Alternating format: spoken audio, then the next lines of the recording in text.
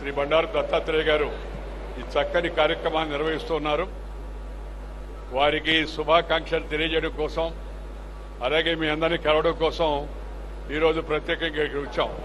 ఈ అలయ్ బలయ్ అంటే మనందరం సోదరులం, మనందరం బంధువులం, ఒకరితో ఒకరు కలిసిమెలిసి ఉండాలనే సందేశం ఈ యొక్క పండుగ యొక్క, ఈ ఉత్సవం యొక్క పరమ ఉద్దేశం.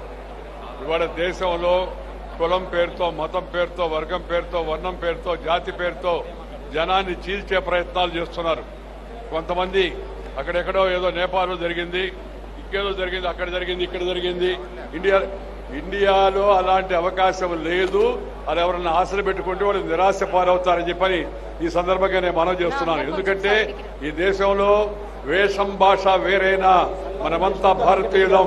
अलग भाषा अलग वेश फिर भी अपना एक देश, వివిధతా మే ఏకత, భారత్ కా విశేషత అనే సిద్ధాంతానికి కట్టుబడి జనం తాత్కాలికంగా ఏదైనా చిన్న చిన్న విభేదాలు వచ్చినా వాటిని పరిష్కరించుకొని అందరూ కూడా భారతీయులు అనే భావంతో ముందుకు వెళ్తుంటారు.